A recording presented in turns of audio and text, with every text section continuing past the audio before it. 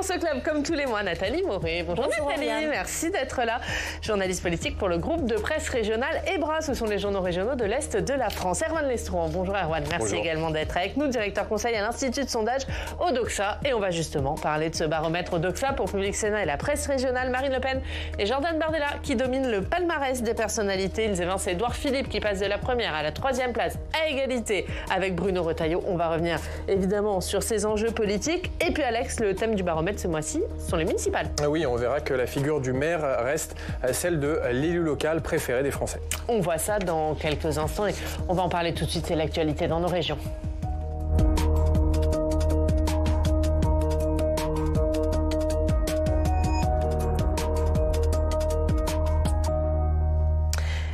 L'actualité dans nos régions, c'est du côté de la Seine-Saint-Denis. On va retrouver Karine Franclet. Bonjour, merci beaucoup d'être avec nous. Karine Franclet, vous êtes maire UDI d'Aubervilliers en Seine-Saint-Denis. On va parler avec vous du malaise des élus locaux, voire même du burn-out des élus locaux. Vous avez, décidé de faire une pause dans votre mandat. C'était en février dernier. Vous êtes revenu la semaine dernière. On va en parler d'abord.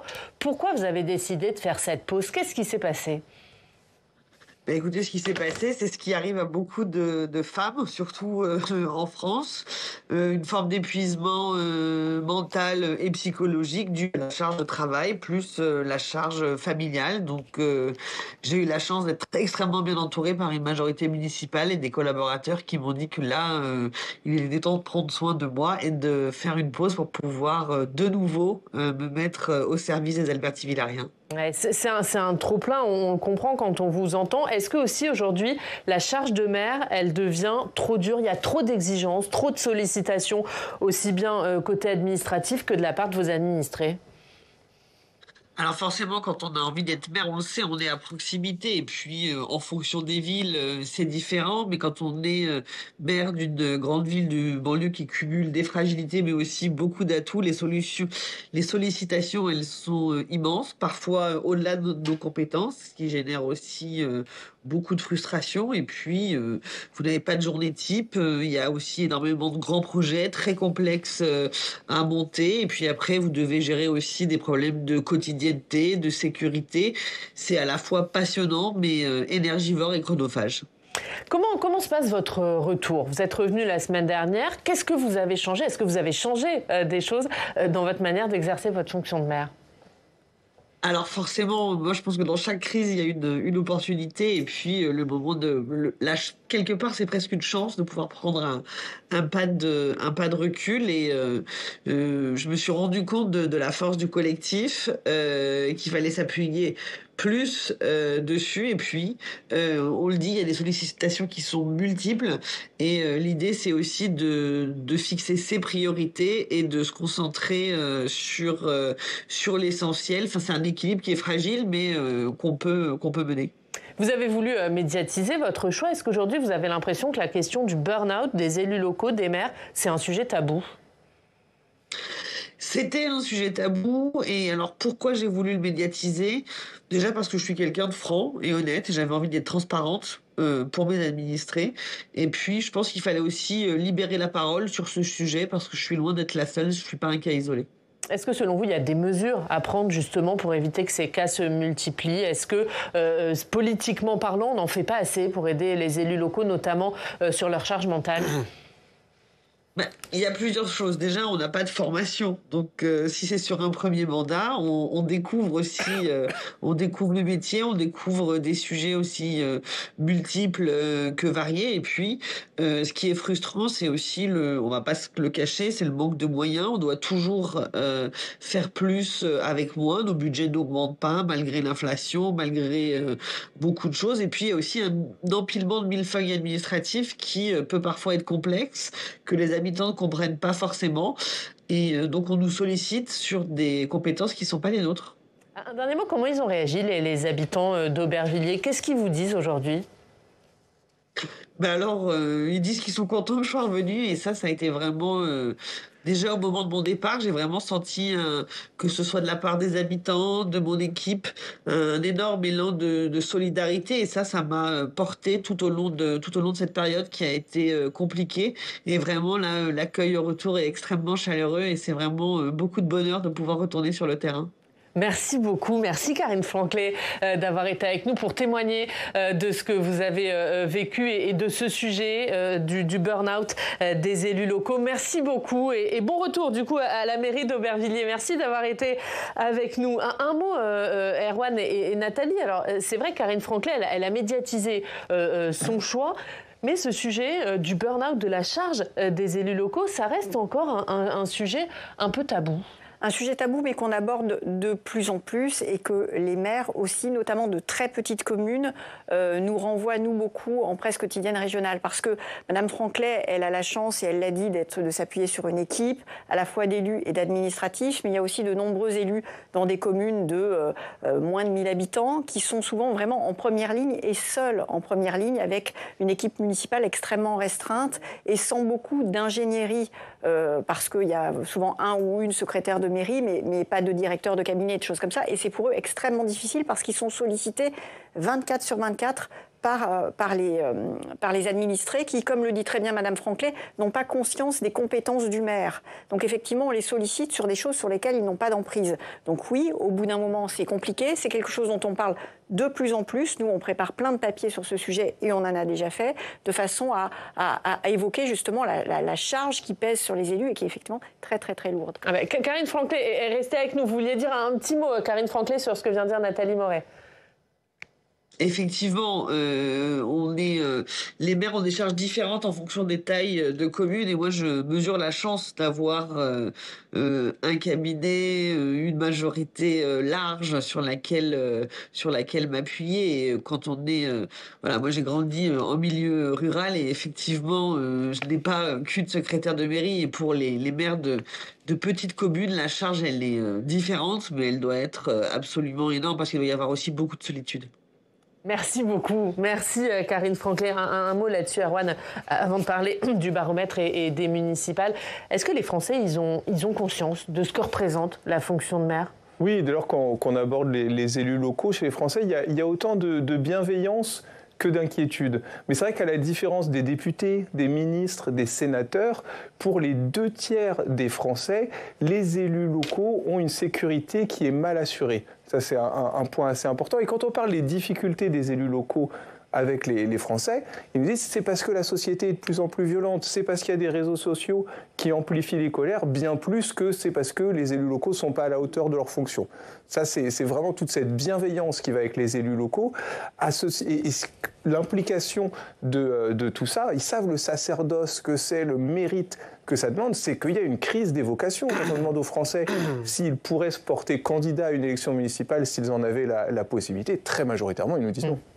Et justement, on va parler des municipales. C'est le thème du baromètre Odoxa. Ce mois-ci, Alex, le baromètre, il s'intéresse à la vision qu'ont les Français de leurs élus locaux et notamment du maire. Oui, le maire reste l'élu local le plus populaire parmi les Français. 60% d'entre eux ont une bonne opinion du maire de leur commune. 38% apprécient leur président de région. 37% leur président de département. C'est un point de plus que leur député. 36%. En revanche, seulement 26% des Français ont une bonne opinion de leur sénateur. Alors pourquoi ? Eh bien, car 56% des Français ne connaissent pas leur sénateur. Alors, il y a des élections municipales en mars prochain. Quelle est la tendance pour les maires sortants ? Eh bien, 52% des Français souhaitent la réélection du maire actuel de leur commune, alors que 47% aimeraient qu'un autre maire soit élu. Et puis, quels seront les sujets de préoccupation lors de ces élections ? Pour 51% des Français, c'est la sécurité qui va le plus compter dans ce scrutin. L'activité économique et les commerces est aussi un sujet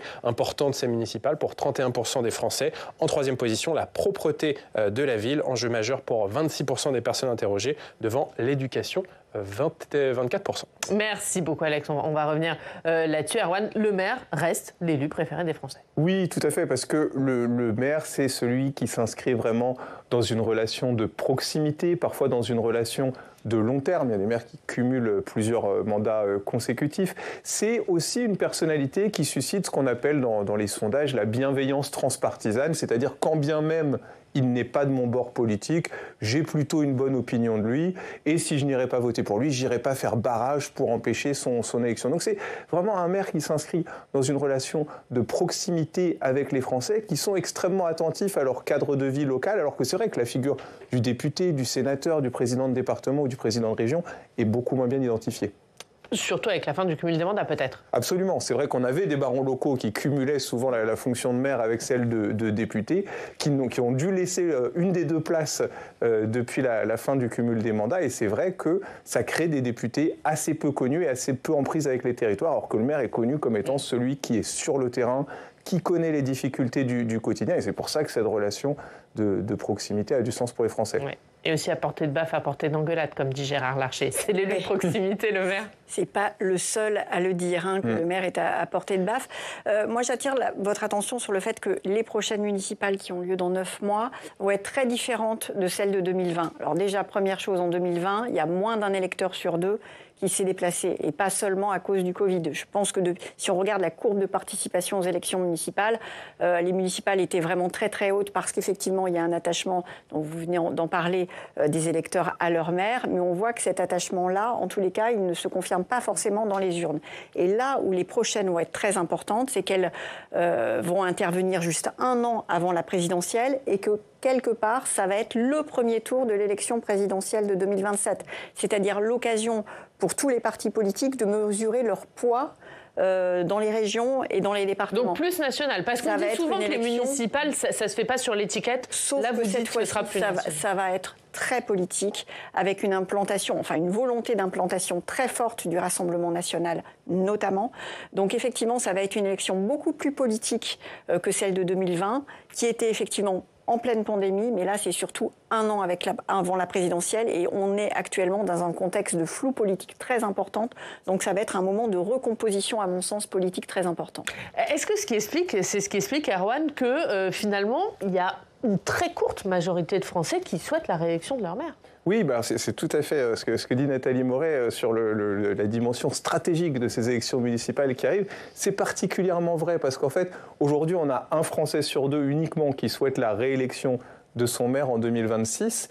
Et si on remonte à 2019, on mesurait déjà la même tendance. Mais en 2020, on a eu l'épisode du Covid, très faible participation. Et finalement, la municipale de 2020, c'est une élection de sortants. Il y avait 3 mois entre les 2 tours aussi. Et 84% des sortants qui se présentaient ont été réélus. 74% des sortants ont été réélus dans les villes de 20 000 habitants et plus. C'est vraiment une élection qui a consacré les sortants. Et alors qu'en 2019, les Français souhaitaient du renouvellement dans leur commune, ils ne l'ont pas eu en 2020. Donc il va y avoir des attentes fortes. Et puis c'est vrai qu'il y a des attentes fortes de transformer l'essai d'enracinement local au sein du RN, au sein de la France insoumise aussi. Donc ça va être en quelque sorte un espèce de laboratoire pré-présidentiel qui va être intéressant à suivre, de voir comment ces rapports de force nationaux ont infusé au niveau local. Et il y a des sujets qui intéressent plus les Français, en tout cas qui feront l'élection selon les Français. Le premier sujet, Nathalie, c'est la sécurité. Oui, la sécurité. Et moi, je mets ça en lien avec le narcotrafic. Parce qu'on voit qu'il y a eu une loi qui a été votée. Le narcotrafic, c'est pas n'importe quelle loi, c'est une proposition parlementaire qui vient du Sénat. Le Sénat, c'est les maires. C'est justement parce que les maires ont été des lanceurs d'alerte sur ces problématiques du narcotrafic, qui n'étaient pas simplement à Marseille, à Paris, à Lyon, mais sur tout le territoire, y compris dans les petites bourgades, qu'il y a eu cette proposition de loi qui est devenue une loi donc votée il y a quelques semaines. Donc on voit que oui, en lien avec le narcotrafic, la sécurité est quelque chose qui est devenu hyper prégnant, beaucoup plus, je pense, qu'il y a 5 ans et demi. Donc oui, c'est une préoccupation majeure. Attention, moi je mets un bémol entre la préoccupation majeure et in fine le vote des Français. Parce que si c'est une élection très politique, il y a aussi, si c'est forcément une élection aussi très personnelle, il va y avoir des personnalités marquantes, notamment dans les grandes villes. Donc peut-être qu'au bout d'un moment, ce choc des personnalités dans les grandes villes va dépasser le simple débat de la sécurité. En tous les cas, sur la campagne électorale, clairement, ça va être un thème. Et on voit l'écart, il est énorme entre la sécurité, 51%. Le deuxième thème, c'est l'activité économique, 31%. Voilà, l'activité économique qui était autour de 30%, qui est à son niveau de ce qu'on mesurait avant les municipales de 2020. La thématique qui a vraiment reculé, c'est l'environnement. Je ne sais pas si vous vous rappelez de la municipale parisienne de 2020, où c'était à qui promettra de planter le plus d'arbres dans son projet. l'environnement a clairement reculé et la sécurité explose. Mais c'est ce qu'on mesure dans notre baromètre sécurité pour le groupe Goron et Le Figaro qui sort aujourd'hui. 9 Français sur 10 ont l'impression que l'insécurité a augmenté ces dernières années. Donc ça, c'est une préoccupation qui est transversale. Et dans les villes, il y a aussi quelque chose qui a changé avec le Covid, c'est que maintenant les gens habitent leur ville. Avec le télétravail, les gens sont beaucoup plus sensibles à leur cadre de vie parce qu'ils passent beaucoup plus de temps dans leur ville. C'est là qu'ils vont dans des magasins, qu'ils ont des services qu'avant ils avaient sur leur lieu de travail. Donc les gens sont beaucoup plus attentifs à leur cadre de vie. Et dans les enquêtes qu'on réalise, nous, pour des communes en ce moment, en prévision des municipales, on observe bien évidemment que ces craintes sur la sécurité, elles concernent le narcotrafic, mais elles concernent aussi tout ce qui relève de la tranquillité publique. C'est les nuisances sonores, c'est les incivilités routières, c'est les dépôts sauvages d'ordures dans la rue. C'est toutes ces choses qui participent à un sentiment d'insécurité qui est important dans les communes et sur lesquelles on attend beaucoup. Et c'est vrai que pour boucler avec ce que disait Karine Franclet tout à l'heure, il y a le problème aussi des moyens dont disposent les communes pour enrayer l'insécurité, parce que quand on n'a pas assez de police dans une commune où il y a des grosses attentes sur ce plan-là, le national ne répond pas forcément aux besoins du municipal.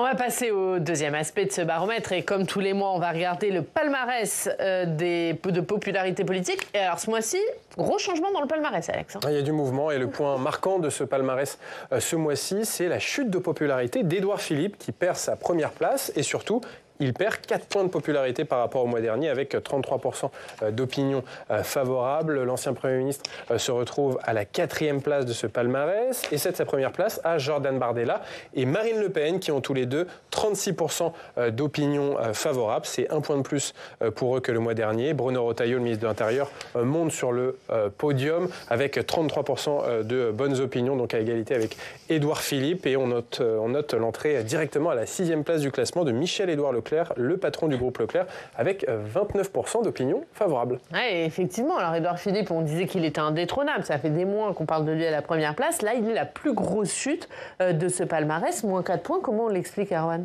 Mais peut-être qu'il paye un peu aussi son entrée en campagne pour la présidentielle, parce que c'est vrai qu'il bénéficiait d'une cote d'adhésion, un peu de confort assez élevé, tant qu'il était un Premier ministre en retrait de la vie politique, dont on savait qu'il allait revenir, mais qui restait en retrait. C'est vrai que depuis un an, il est revenu dans le jeu politique, comme chef de parti avec une majorité présidentielle au sein de laquelle ça tangue un petit peu. Il a annoncé sa candidature pour la présidentielle. Maintenant, c'est plus seulement un homme politique d'envergure en retrait, c'est aussi un candidat à la présidentielle en puissance.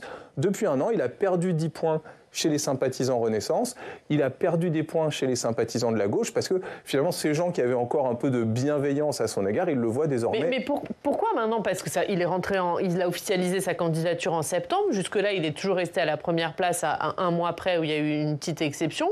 Pourquoi là, d'un coup, ça chute ? Alors peut-être aussi, dans une part de l'électorat de droite, il y a une préférence aujourd'hui pour Bruno Retailleau sur un espace politique concurrent. On voyait le mois dernier qu'en cote d'opinion simple, Bruno Retailleau était passé devant Édouard Philippe, les courbes se sont croisées et peut-être que ça s'affaisse auprès de cet électorat de droite qui voit plutôt en Bruno Retailleau son champion et ça détériore le soutien à Édouard Philippe mécaniquement. Ouais, le match est lancé, Nathalie, Retailleau-Philippe. Oui, j'en veux pour preuve la sortie du livre d'Édouard Philippe qui s'appelle « Le prix de nos mensonges ». Là, il y a 2 semaines. C'est pas un hasard si ce livre sort maintenant. Je crois qu'il avait été un petit peu avancé. C'est parce que justement, dans l'équipe d'Édouard Philippe, au Parti Horizon, on sent depuis plusieurs mois cet affaissement. Il avait un parti pris, Édouard Philippe, de faire des congrès décentralisés. Il en a fait 3 durant les 6 premiers mois de l'année, en critiquant en creux le gouvernement avec une ligne stratégique finalement assez simple. Je suis là, je reste en surplomb, je suis loyal, c'est-à-dire je critique pas trop, mais en même temps j'affirme ma différence. Ça, c'était sans compter l'avènement et la propulsion, on ne peut pas dire le contraire, de Bruno Retailleau, qui était à 14% chez vous au mois de décembre et qui aujourd'hui, avec une cote d'adhésion de 30%. Et ça bouscule forcément la stratégie de campagne d'Édouard Philippe. Après, je ne suis pas sûre que fondamentalement ça l'inquiète, parce qu'Édouard Philippe, il est préparé à ça.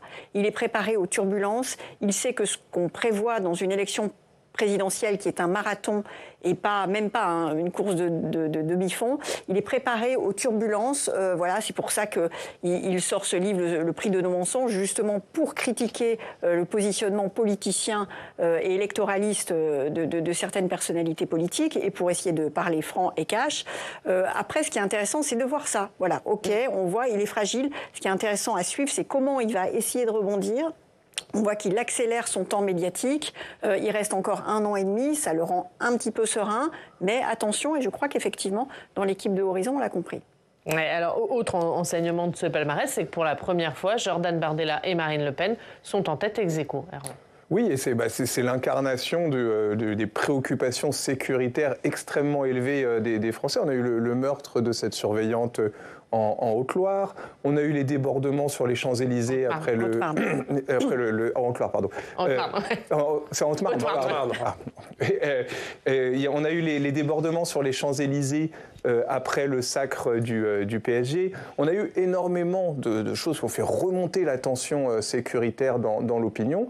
Et on sait que dans ce cas de figure, dans les sondages, on voit une prime aux personnalités qui incarnent une sécurité sans aucune tolérance pour la délinquance. Il n'y a pas d'impact de l'inéligibilité de Marine Le Pen non, parce qu'au finalement, on a dépassé cette séquence.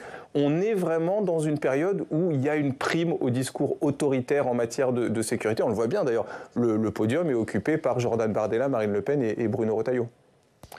Nathalie ? Oui, c'est la prime à l'opposition. Si vous voulez, aujourd'hui, l'opposition, elle est incarnée par 3 personnalités, Marine Le Pen, Jordan Bardella, Bruno Retailleau. Même si Bruno Retailleau est effectivement au sein du gouvernement et au socle commun, tout le monde a bien intégré qu'il était présidentiable et pas dans le camp de la Macronie aujourd'hui. Donc effectivement, à 1 an et demi de la présidentielle aujourd'hui, dans un paysage politique flou et mouvant, la prime, elle est opposition. C'est facile de s'opposer face à un pouvoir qui est de plus en plus faible et qui est, impuissant face à une Assemblée nationale qui, effectivement, n'arrive pas à se mettre d'accord sur les textes. Donc voilà, c'est la prime à l'opposition. Ça ne veut pas dire que, vous parliez de le poids de l'inéligibilité de Marine Le Pen était faible. Ça ne veut pas dire que ça ne va pas le revenir, parce que pour l'instant, le débat n'est pas là-dessus. Mais à partir de la rentrée où ça va le redevenir avec la perspective de l'appel, ça peut changer la donne. On va dire un mot de la gauche. Alors, les premières personnalités de gauche, elles sont un peu loin. 9, François Ruffin. 10, Raphaël Glucksmann, qui a présenté hier sa vision pour la France. Est-ce que pour les Français, il incarne quelque chose ? Il incarne cette gauche social-démocrate désormais ? Oui, tout à fait. C'est vrai que Raphaël Glucksmann, autant on aurait pu avoir des doutes sur sa solidité politique après les européennes de 2019, où il avait eu 6% des suffrages exprimés. Là, on voit qu'il a quand même transformé l'essai politique en 2024, plus 8 points d'une élection à l'autre, 14%. Il a fait exister le Parti socialiste qu'on disait moribond et avec peu de poids face aux autres forces de gauche. Il a placé le Parti socialiste en première force de gauche. Il a eu une dynamique électorale. Maintenant, il faut trouver son espace politique pour Raphaël Glucksmann. Et ça, c'est très compliqué. Si on regarde sa cote d'adhésion, elle est de 71% chez les sympathisants socialistes. On tombe à 50% chez les sympathisants écologistes. Et on atteint 18% uniquement chez les sympathisants LFI. Donc pour réunir la gauche, ça va être un peu compliqué. Il avait 11,5% des intentions de vote pour 2027 dans le sondage qu'on a fait avec vous au mois de mars, au niveau de Jean-Luc Mélenchon, mais avec une gauche qui représente à peu près 30% des voix, autant Raphaël Glucksmann peut être un excellent candidat de premier tour, et c'est un candidat crédible et légitime pour figurer au premier tour. En revanche, on voit difficilement, dans l'état actuel des choses, comment il se hisserait au second tour. Là, dans les sondages, il prend uniquement 10% des voix d'Emmanuel Macron en 2022, 20% des voix de Jean-Luc Mélenchon. C'est trop peu pour espérer être un potentiel candidat présent au second tour. Un mot là-dessus, Nathalie. Où est la gauche ? Oui, la gauche. Non, mais quand on voit la gauche est historiquement faible. Donc on voit que toutes les luttes intestines au sein de la gauche sont des luttes pour des précarés et de toute façon, ça ne débouche pas sur un deuxième tour. 30%, c'est historiquement bas. Et là-dessus, Raphaël Glucksmann fait le pari du travail. Puisque hier, il n'a pas présenté un programme. Il a dit voilà, la vision, c'est ça. Le travail arrivera ensuite, enfin, avec les propositions ensuite. Mais nous, pour l'instant, on travaille. C'est ce qu'a fait Jean-Luc Mélenchon avec la France insoumise depuis des années et ça a payé. Donc le pari de Raphaël Glucksmann, c'est de faire la même chose. Évidemment, pas le même programme, mais voilà, c'est de s'appuyer sur des thèmes, de préparer, etc. On verra si ça paye. Pour l'instant, 30%, ça ne suffit pas. On va terminer par la cote de popularité de l'exécutif. Elle reste basse, Alex. Et oui, seulement 28% des Français pensent qu'Emmanuel Macron est un bon président de la République. C'est un point de moins que le mois dernier. Et en tout cas, c'est tout de même mieux que le Premier ministre François Bayrou, dont 22% des Français seulement estiment qu'il est un bon chef de gouvernement. C'est malgré tout 2% de plus que le mois dernier pour François Bayrou. Et on va parler de François Bayrou. François Bayrou qui, chose assez peu commune, a pris la parole très tôt ce matin à 7h depuis Matignon pour réagir à l'échec du conclave sur les retraites. Échec qu'il refuse et il convie justement les partenaires sociaux à la discussion. On va l'écouter. Je ne peux pas accepter sans réagir qu'on se satisfasse d'échouer si près du but. Je considère donc que notre devoir est de ne pas baisser les bras et de tout faire pour permettre de dépasser un tel blocage. C'est pourquoi j'ai décidé d'inviter les organisations qui ont travaillé ensemble durant ces 4 mois à me rencontrer dès ce matin pour rechercher une voie de passage dans l'intérêt de notre pays. On le disait, Nathalie, c'est pas commun un Premier ministre qui s'exprime à 7h du mat depuis Matignon. François Bayrou, il joue la survie de cette réforme des retraites, mais sa survie politique aussi. Ah, mais c'est complètement ça. En fait, si vous voulez, François Bayrou, depuis 30 ans, son ADN politique, c'est de faire confiance aux discussions avec les partenaires sociaux et au fait que les politiques puissent s'appuyer sur les corps intermédiaires. C'est son ADN politique. Là, ça échoue. 4 mois de discussion pour aboutir sur un non-accord. Donc là, aujourd'hui, la seule chance qu'il a de s'en sortir, c'est de se mouiller lui-même, d'arriver en première ligne et de dire, voilà, maintenant, on essaye de se mettre d'accord. C'est sa dernière chance. Parce que la France Insoumise dépose aujourd'hui une motion de censure à l'Assemblée nationale.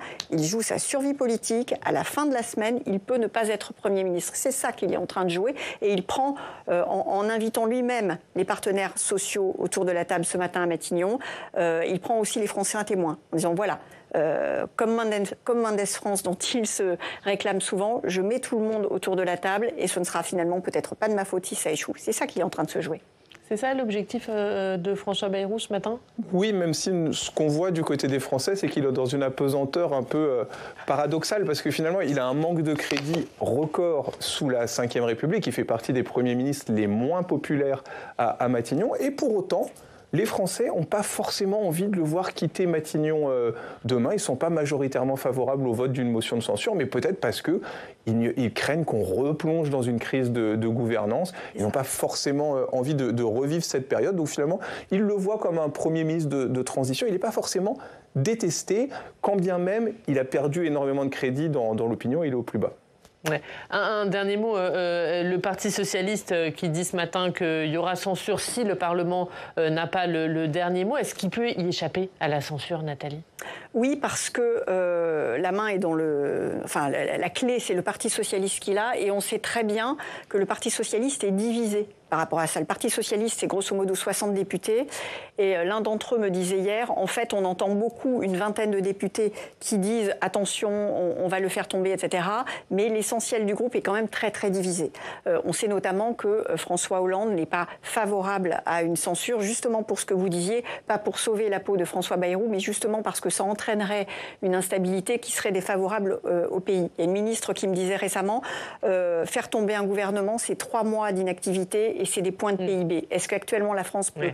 12 milliards, a dit Amélie de Montchalin. Alors, je ne sais pas si c'est 12 milliards, mais en tous les cas, est-ce que la France peut se permettre ça ? C'est le débat auquel on va assister dans les jours prochains. Merci beaucoup à tous les deux. Vous restez avec nous. On continue à parler de ce conclave sur les retraites. C'est à la une de vos journaux régionaux ce matin.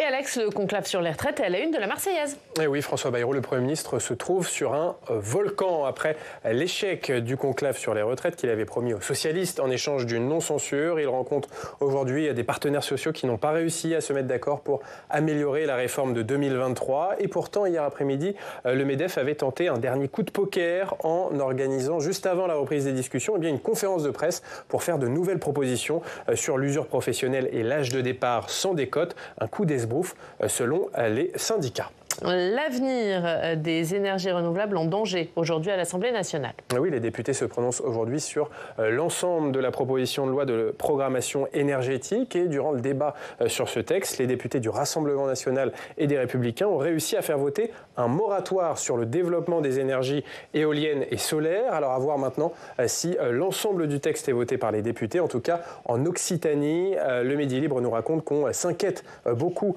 à propos de ce moratoire. La vice-présidente de la région en charge de l'écologie et rappelle que dans cette région, 2300 emplois directs sont concernés par le photovoltaïque et 3000 emplois sont concernés par l'éolien terrestre. La guerre Israël-Iran et une histoire à la une de l'Union. Oui, c'est l'histoire d'un couple de Rémois, Mathieu et Stéphanie, qui sont allés à Tel Aviv le 11 juin dernier pour participer à un mariage. C'était juste avant que n'éclate la guerre entre l'État hébreu et la République islamique d'Iran. Le couple de Français a donc vécu 10 jours sous les bombes iraniennes dans leur hôtel.